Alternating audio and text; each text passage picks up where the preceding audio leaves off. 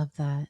So once you nurture it and it starts growing, even when you cut it all the way back, it comes right back. Yeah, that's very cool. I'm Junaid Ahmed, host of Hacks and Hobbies podcast and a digital presence advisor at HumbleZone. This episode is brought to you by Home Studio Mastery. I launched a consultation and course program to help podcasters and course creators to create a space in their homes that'll reduce the friction of creating content and appearing their best when showing up on camera. The pandemic gave us a lot of issues, but this one is here to stay. We're now so much closer to our audience thanks to video becoming more popular and affordable. I help guide folks who want to create Hollywood-worthy studios to not only capture great content, but also build more confidence, more authority, and be more comfortable in front of the camera. If I can do it, you can too. And with my help, you can do it faster. So if you'd like to learn more, visit homestudiomastery.com and how you too can create a home studio that brings out your personality, professionalism, and possibilities. Thank you for tuning in to Hacks and Hobbies with your host, Junaid. We're visited by our amazing guests coming from all walks of life who want to learn their story, their struggles, and their journey on how they got to where they are today. So stick around. Today we get to speak with Heather Vickery, a global leader and success coach that helps people leverage their fears into intentional bravery. A celebrated public speaker, Heather inspires audiences and supports others with the tools they need to live empowered, bold, joy-filled, and successful lives. She's the best-selling author and the host of 2 podcasts, The Brave Files and Was It a Chance? Now let's dig into the episode as we get to have a fun conversation with Heather Vickery. So Heather, I'm excited to have you here. How are you doing today? I'm doing okay. I'm happy to be here. You always seem to just brighten up the day, the space, the energy. So it's nice to have some time with you today. Oh my God, thanks so much. I'm just reflecting off what I'm seeing in you, all right? Oh, that's nice. That's nice. I don't know when this is going to air, but I was just saying it's a tough week to be a woman in America, and I'm not feeling all the happy-go-lucky vibes. So I'm glad that there's still some that are coming out, and you're picking them up. I'm a projector from a human design energy Me too. level. So what are we projecting? Well, we're projecting. Yeah. It's interesting that our modality is invitation. It is. Waiting for the invitation, which I think so many people could misinterpret to mean that we don't take initiative. But it does not mean that. It simply means that we get clarity. So as a coach, when my clients enter into a coaching arrangement with me, I know they have invited me to speak my mind. Yes. Now, where I have to use that and temper it is in my life outside of work, when I so desperately want to tell people what I think they should do or change or give them my opinion. I have to slow down and say, would you like my opinion on this? Or would it be okay if I shared my thoughts, right? And get that buy-in. Yeah. But I am such a projector. Anytime I read anything about it, I just signed up to get certified in human design. Ooh. I start next week. We're going to have some more conversation on that one. Yeah. I read my human design back in 2021 of January. And I read through it. I'm like, wow, this is so powerful. How interesting. But more on that in another episode, guys. That's not what we're here to talk about today. We're here to talk about Heather Vickery because she is an amazing human being. She just had me on her podcast. And I was like, dude, we need to have another conversation because we just jived and she just had some amazing questions for me, which got my brain going. And she invited me to dig into myself. But it's not about me. It's all about Heather. So Heather, tell us a little version of your journey Oh, goodness. that we haven't heard before? That we haven't heard before. As somebody who has written a best-selling book and is a keynote speaker, most people have heard most of my journey, Janaid. Yes, but all But of us here are new to you're you, all so new. You're all new. That's true. Um, a really short version of it is that as a woman, I spent the first 2/3 of my life doing all the things that I was supposed to do in the way that I was supposed to do them. hmm, I went to college. I got a job. I got married to a man. I had babies, whom I adore. And slowly but surely, I started to hate my life and hate hmm, myself. And I recognized that I was making fear based decisions, one right after the other. What would be less stressful? What would cause the least chaos? What would disrupt the least? And after a lot of self-reflection hmm, and work, I realized that I was married to the wrong gender. And I tried to live with that for quite some time and just make it work, because we don't get married to get divorced. yes, And you I don't. didn't take marriage lightly, but it just got worse and worse and worse, because I wasn't myself. I wasn't being myself honestly and authentically in the world, as a parent, as a business owner, which I was. I have been. That's the one area where, can I curse on your podcast? I don't know. You could try. Well, I Go for wrote a it. book called Fuck Fearless. It's right there. So I like to curse. The one area where I was never afraid to put myself out there and try it was entrepreneurship. I Hmm. realized very quickly out of college that while I worked well with people, I did not work well for them. And I started a business that was really successful. After years, I had, one of Chicago's, and actually one of the country's most leading luxury wedding planning brands. Wow, And amazing. right about this time where I realized that I was not living my authentic self, that I was causing harm to myself, my loved ones, my clients, by staying in the closet and by not being true to it. I was even harming my then spouse, Hmm. because that's not fair for anybody, right? Um, and I just didn't know how to get out of it. And one morning, I was sitting at the breakfast table and I looked across at all four of my daughters, and my baby was a baby. And I thought, well, what do I tell them to do? If they came to me in a similar situation, what is the advice that I would give them? And it occurred to me right then that I wouldn't say, well, suck it up. You made your bed, now sleep in it. I would say, the world wants you to play big. You're here for a reason. Go out and be yourself, and all of the right things will find you. And in that moment, just a light switched. And I went from fear based to possibility based. I could do anything if it meant showing them that they could do anything. And I knew I couldn't just think that and want that for them, but not model that behavior. Right. So I burned my whole life to the ground. I closed my successful business. I pushed through on my divorce, and I rebuilt my life, this time on my terms, from the ground floor up. So I don't know if that was really the short version of my story, but it's about as short as I can get. I'm a talker. That was a pretty concise, Thank you. for sure. I mean, there's a lot of things happening there. Yeah. Right. There's a ton of things happening. There's a lot of years condensed into a Many. short 4-minute. There you go. All right. Well, thank you. I accept that. I receive that. Uh, you know, I have always had a bit of a rule of three. When the universe presents me with something three times, it's time to take action. And people ask me all the time how I became a coach, how I got into coaching. And I Yeah. will just very honestly say, coaching found me. I didn't find it. People came to me, email, text, back when we could meet in person at networking events. They Hmm. would stop me. I want to do this. I want to start this. I want to try this. I want to change this. Will you talk to me? I think you can help. And finally, I'm like, what is that? Why do they see that in me? What is Yeah. that?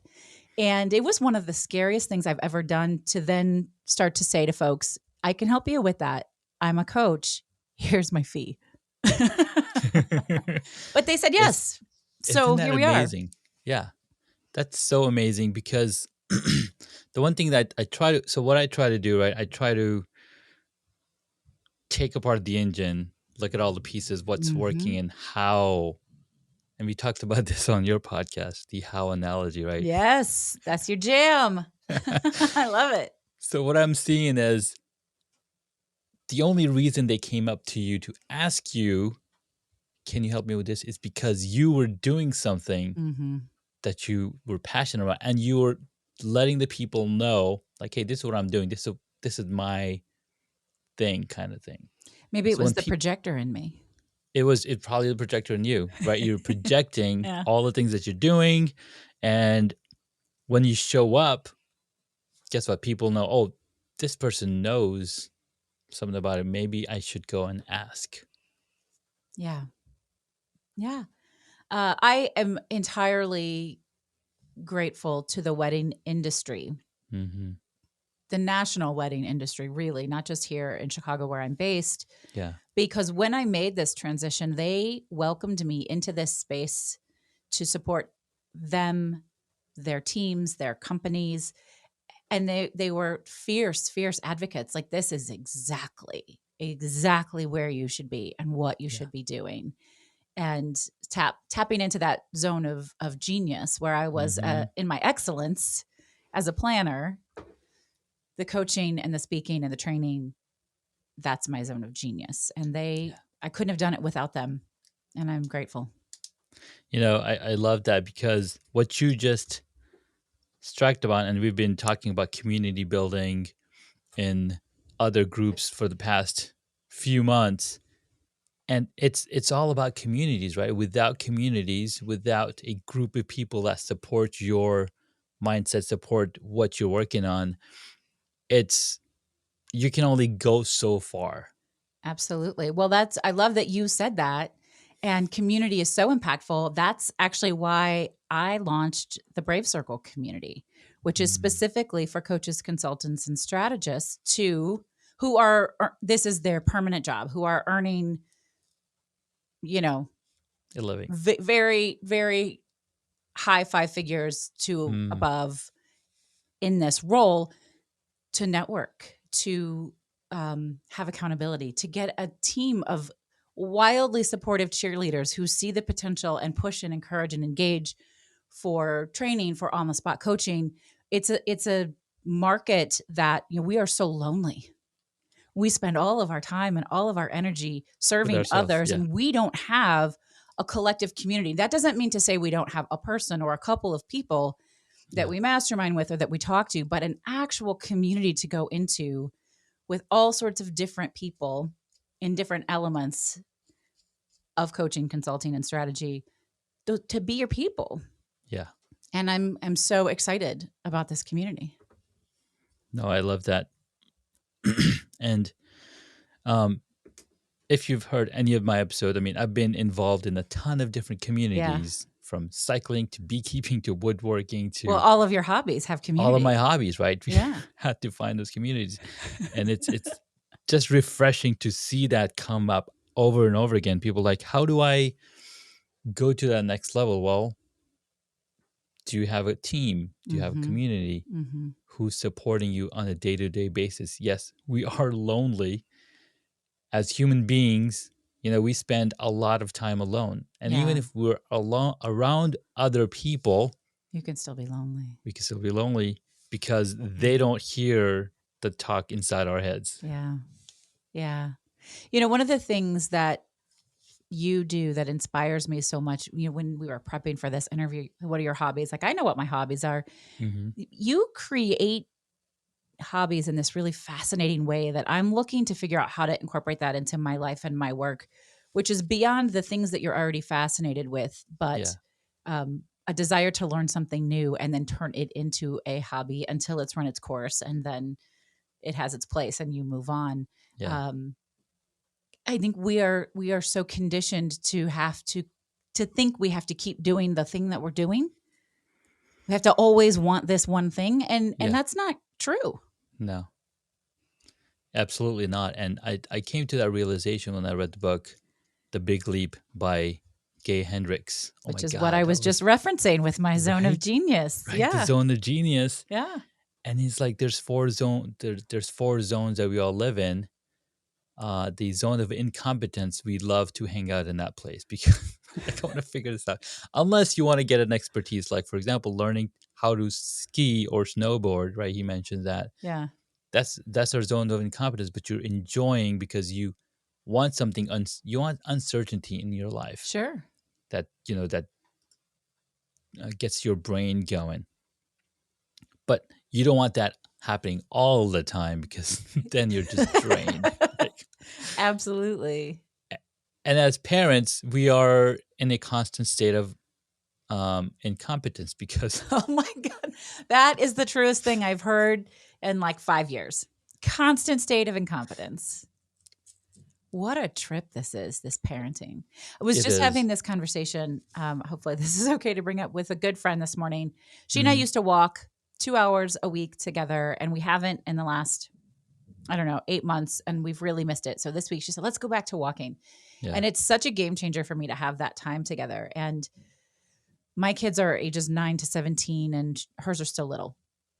And I said, as parents, well, as teenagers, and having been a teenager, Yeah. we know that we have the right to live life on our own terms, to be our own people, to not be dictated to by our parents, that we have autonomy. And why can't our parents just get with that? Why do they need to be on my Yeah. case? Why do they need to project what they want on me? What we don't talk about as parents, yes, it is our responsibility to allow them to do that, but it doesn't come without challenge. It is Yes. we envision a future for our children that is very unlikely not going to be their future because that's our Right. plan and it's not theirs. And Mhm. yeah, we got to let it go and we have to embrace whoever they are and love what they do, but that doesn't mean that there isn't a little bit of a grief process in it. Yes. And parents, you have the right to feel your freaking feelings. You don't have the right to stand in your kid's way or be a jerk, but you do have the Right. right to feel your feelings. I struggle with that all the time, and I'm like, they want to watch TV. Okay, can you watch TV now? Did they do their chores? You want to be on the iPad, but you're right. It's a constant struggle. Do I let go of this feeling? Do I let it happen? And from being a child and being a teenager myself and being a rebellious one Mhm. at one, right? It all comes down to where do we, what kind of challenges are we willing to face in Mhm. raising our own kids? Mhm. Plus, the world is changing. Like the world is wildly changing, and what it's going to be 10 years from now might not meet, what's normal now might not be normal then. It's really changing. We were talking about this morning too. I am Gen Hmm. X. My friend is on the cusp of a millennial and a Gen Xer. Yeah. But we're like the last generation that kind of had feral freedom. My parents would drop True. me off at the mall and say, I'll come back in 4 hours, be right here. They couldn't track me, they couldn't No. call me. I had to be responsible for showing up. Yeah. Don't talk to strangers, and now the parents of the really younger kids, like it's ingrained in them to know every second what they're doing, every Yeah. moment. And um, call me an old lady, but I kind of, I don't think it's You doing kind of like anybody that? any favors. No, it's not. And it's because we care too much, But does that mean our or parents didn't care? My of parents course they cared. did. Yeah, my kid. I agree. Um, I don't know. That's a topic for another I know. Sorry, we got conversation, off I on the guess. parenting, We but have I, we have I, a I think it's important that we, as entrepreneurs, yeah. um, these things are aligned. How Yes. often do you see a parallel? That's so true. They are aligned. And earlier you were mentioning something about how do I in or how we should have, okay, I'm going to do this project first and this Mm, project first and then get it to completion. That's that's something I struggle with arrangements. a lot. Yeah, what we were talking about in the pre-interview was you, like me, like many people, have all of these fabulous, big, beautiful, fantastic ideas. And I'm sure many of the listeners today, Mm-hmm. so many ideas that for some people it becomes um, overwhelming and they just don't execute any ideas. Now, you're Yes. not one of those people, but a lot of people are. And what I highly recommend for you is what I told you, and for anyone listening is, first of all, brain dump all, because they're all gorgeous. They're all Mm-hmm. gorgeous ideas. And you can probably do them all. You just can't do them all at the same time. No, yeah. So brain dump them, get them out, and then organize them. First, in two ways. First, by your passion. And I think that's really important because things that feel hard become easier to manage if we have passion for them. And Yeah. then after you've sorted them by passion, sort them again by low hanging fruit. What can you be Mm. passionate about? That's also the easiest thing to start with. And then set timelines and benchmarks. And when I've gotten this much of this done, I'll be ready to bring in another one. And, it doesn't Yeah. have to be to completion. It can be, Mm-hmm. but maybe we're not completed. I mean, I think that goes back to your hobbies thing. Like, I'm going to do this until I know all of the things, and then I'm going to Right. move on to a different hobby. It doesn't have to be that way. You Doesn't can have to be that way. Yeah. maintain and keep it and add new things in as you grow. You delegate and you build a team, and Yeah. all of those things are possible. And small intentional steps. No, 100%. Yeah. Man. All right. We've been having a really fun conversation. If you followed through this far, kudos. Sorry if we're all over the place. I know. But sometimes you've got to, you know, a really good topic email that I subscribed to by Jonathan Stark of Ditching Hourly. He emails daily, and in one of the emails, he talked about the solar system concept. So, Mm, what is your sun, right? So, in the solar system, there's 9 planets. They're all over the place. They're circling this one sun. mm-hmm. So, if we figure out what our one sun is, that big idea, and how everything is revolving around that sun. So, it might feel like that we're all over the place, but we have a central sun that we're Yeah. talking about Yeah. in this episode. Absolutely. We do. Awesome. So, before we get into some really cool hacks, I wanted to ask what keeps you motivated in doing with the things that you do? Yeah, I think that's such a big question. And I said in the very beginning of this conversation that my kids are my why, to show Mm-hmm. them that they can by doing. But I really think what keeps me motivated is doing work that is deeply aligned. I'm Junaid Ahmed, host of Hacks and Hobbies podcast and a digital presence advisor at HumbleZone. This episode is brought to you by Home Studio Mastery. I launched a consultation and course program to help podcasters and course creators to create a space in their homes that'll reduce the friction of creating content and appearing their best when showing up on camera. The pandemic gave us a lot of issues, but this one is here to stay. We're now so much closer to our audience thanks to video becoming more popular and affordable. I help guide folks who want to create Hollywood-worthy studios to not only capture great content, but also build more confidence, more authority, and be more comfortable in front of the camera. If I can do it, you can too. And with my help, you can do it faster. So if you'd like to learn more, visit homestudiomastery.com and how you too can create a home studio that brings out your personality, professionalism, and possibilities.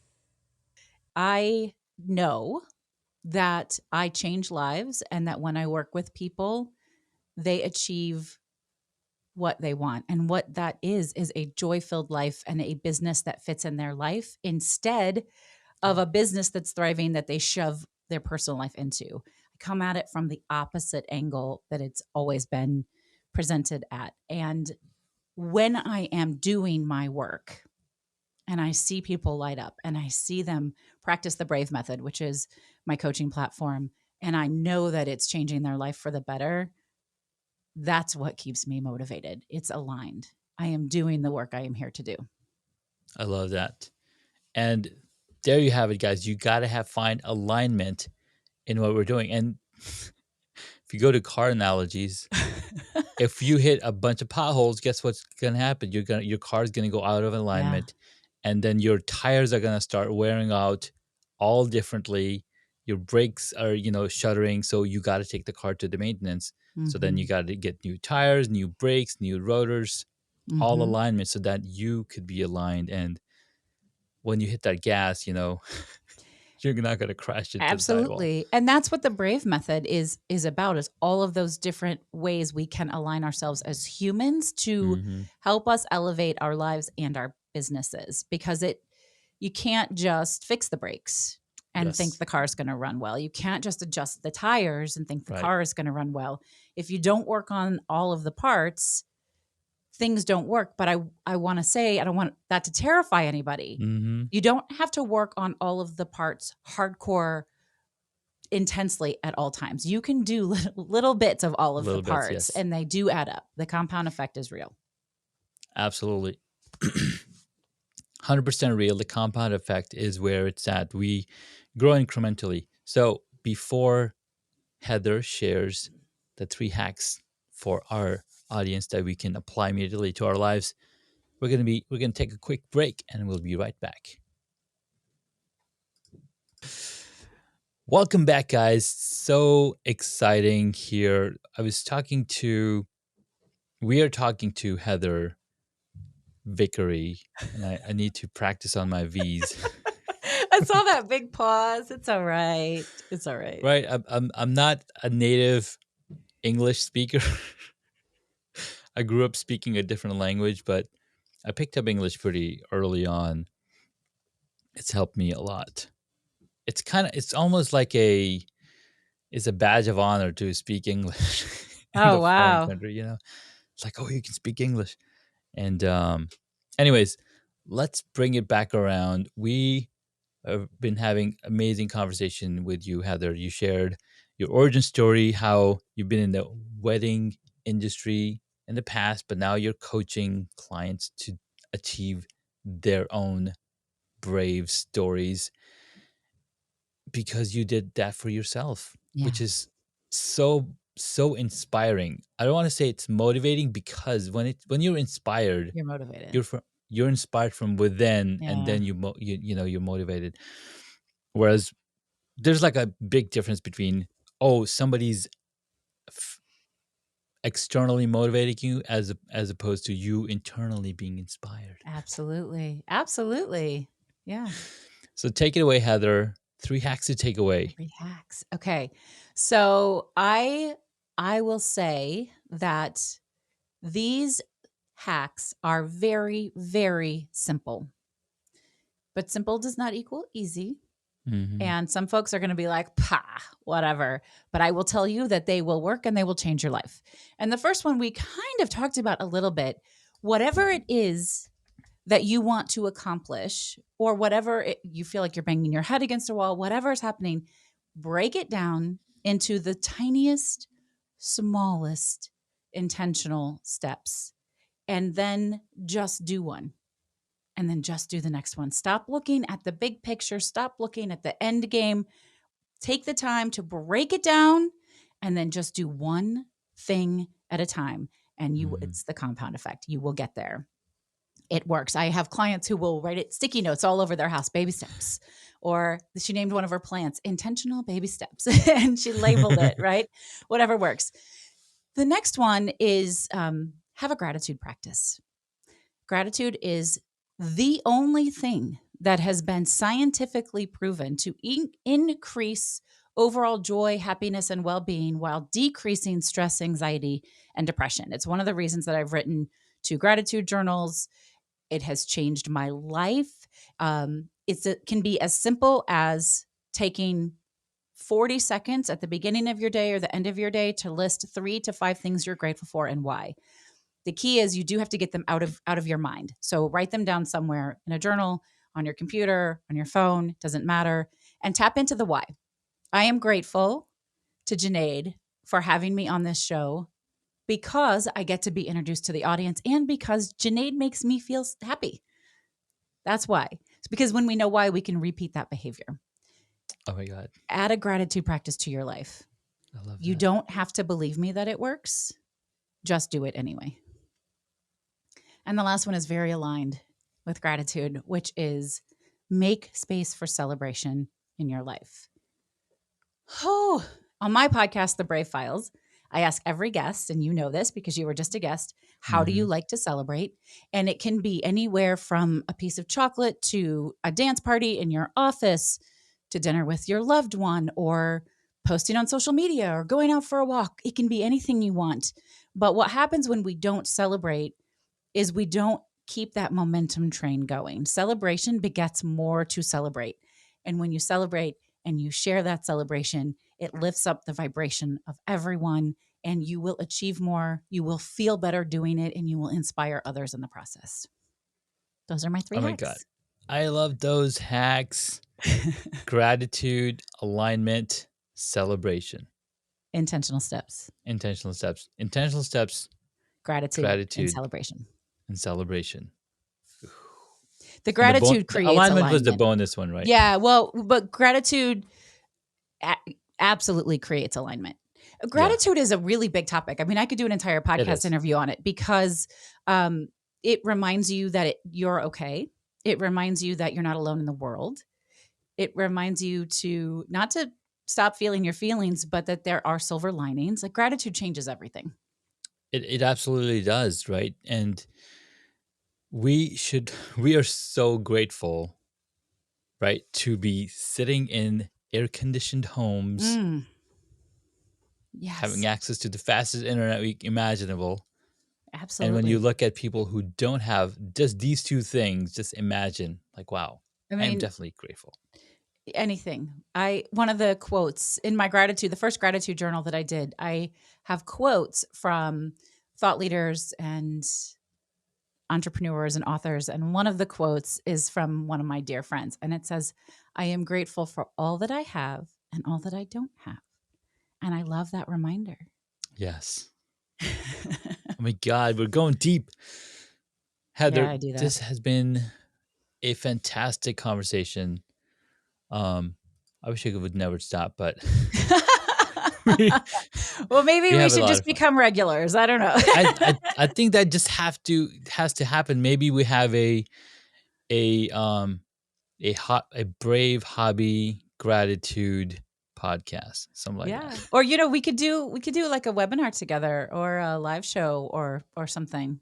We could Yeah, collaborate on something. I think that's an awesome idea. We'll definitely let you guys know, and when that comes around, it again We're it gonna put it on the requires a lot of list. planning. We're we both love coming up with ideas, and we absolutely execute them too.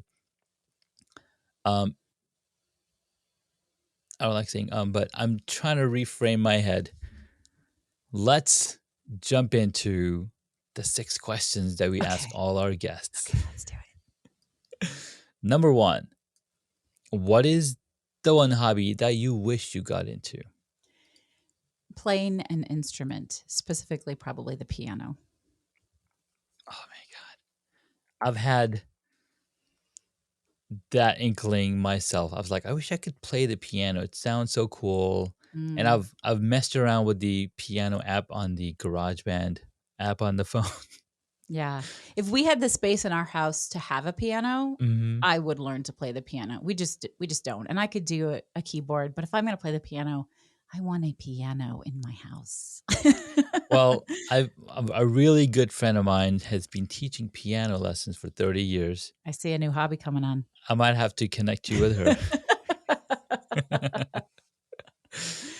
Because like you said, with gratitude, you gotta let your mind also spiritually Mhm. be be free. I mean, and with when you learn a new hobby or when you do an activity like that, that's creative. Oh my God, Absolutely. it's mind blowing. I was listening to this podcast, um, and this gentleman was talking about how he exercised writing ideas. He would write 10 new ideas every day. I've heard that approach before. And this guy's huge. Um, James Altucher, I think. Okay. Is it James L. He's a big deal. But he used to work at HBO, and he got HBO to do this show for him. But this is back in the 90s. Okay, he built their website, but it was really cool as we listened to that story. I think this episode was on Pod Pros. Okay. Anyhow, next question: what did you want to be when you were a child? It's funny you ask that because I just did a TikTok on this yesterday. I have to go check it out. My mom loves this story. So when I was quite young, between the ages of 5 and 7, I used to say to her, well, when I grow up, I'm going to be a singer. But if I'm too good for that, I'll just be a doctor. I'm not a singer or a doctor. But I love that approach. I was like, yeah, whatever. That was what I wanted to be when I I grew love up. it. Nice. Next question: what is your favorite movie or TV show? Okay, so this is a toss up for me, and it's really impossible for me to pick. It's a tie between Schitt's Creek and Ted Lasso. Okay. Those are two wildly different shows, But they're not.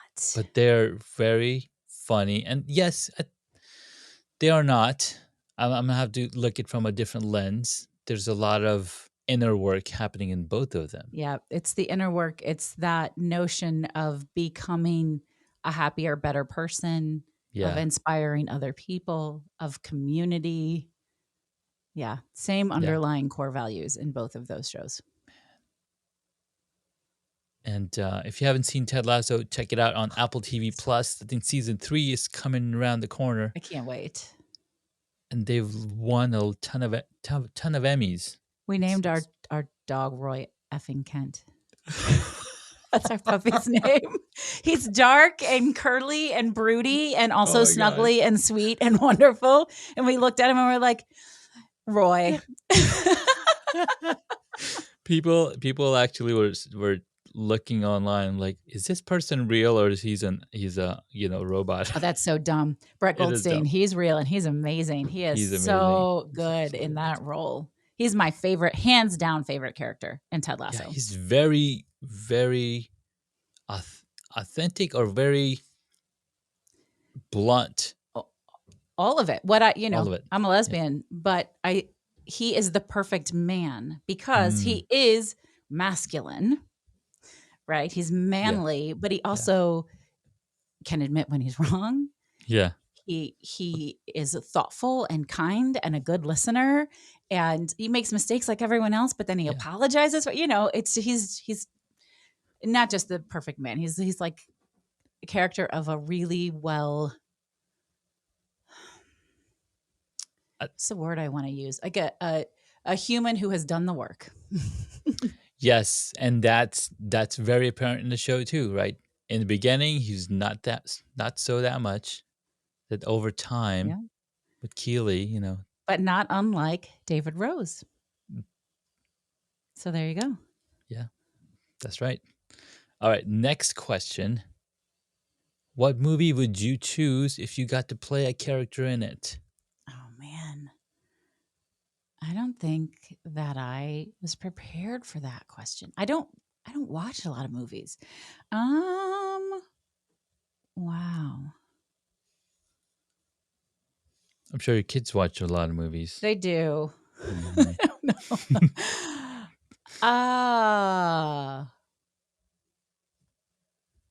Wow. You have stumped me with this question. What character would I want to play in a movie? Maybe I would want to be Captain Marvel. There you go. She's badass. She is badass. Yeah. She's the best. She's the baddest of the badass. I mean, Yeah.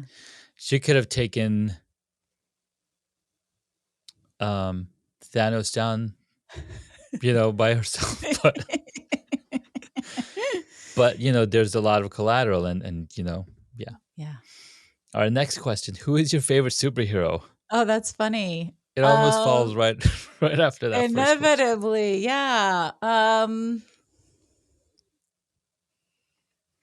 It's probably Iron Man, but I think it's because of his sense of humor. So it's really just Robert Downey Jr. I was watching this movie or a glimpse of it where Val Kilmer and Robert Downey Jr. were in the same movie. Oh, wow. I'm like, that's Batman and Iron Man in the same movie. And you can't unthink that. It's You cannot impossible. unthink that. Yeah. Yep. All right, I love that. He is also my superhero of choice. Oh, we're Iron so Man. aligned. We are so aligned. Next question. If you were a board game, what would it be?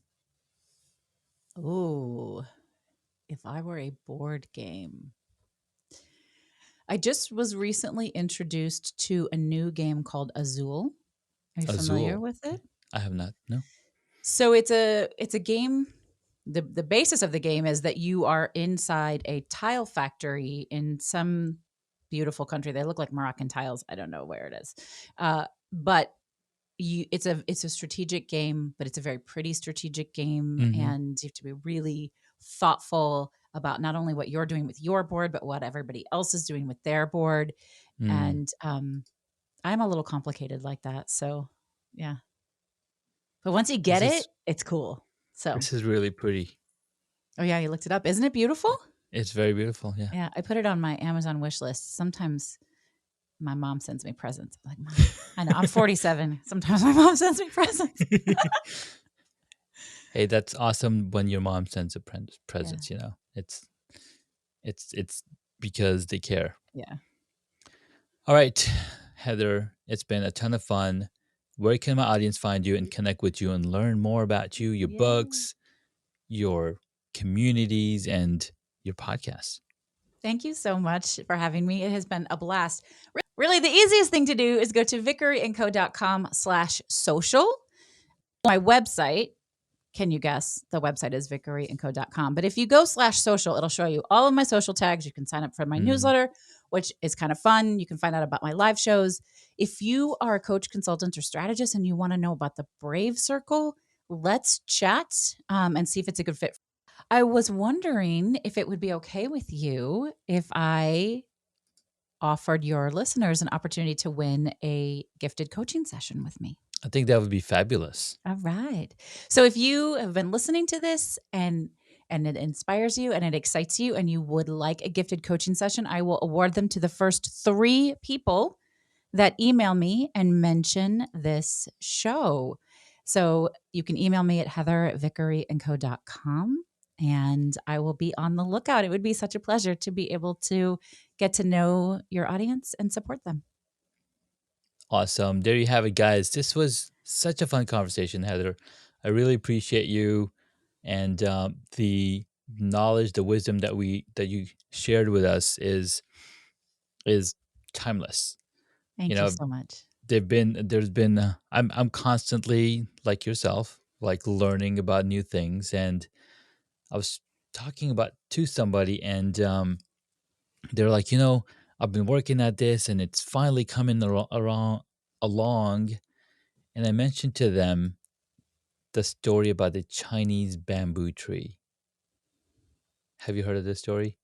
The bamboo tree? I don't think so. All right. So the Chinese bamboo tree, the seedling is so hard shelled that you have to nurture the seedling for a total of 5 years. Wow. So you put the seedling in the ground and you got to continue to water, fertilize for 5 years. And if at any point you stopped or dig up and see what's happening to the seed, guess what? The seed is dead.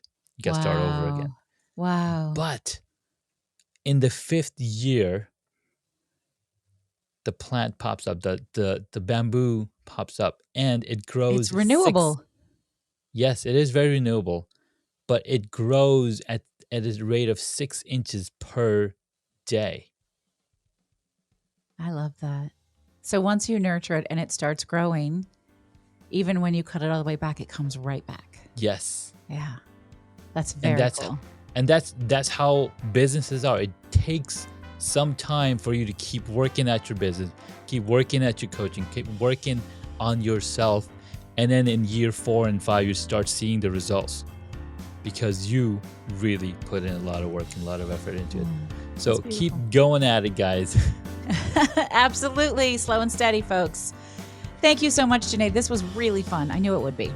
Awesome. Well, Heather, have a great day, and thank you again. We'll chat soon. You too. Bye. Bye. All right, guys. Thank you so much for sticking around. This was a fun conversation. If you have any questions, please reach out to me, to Heather. The links are in the show notes, and we'll catch you in the next one.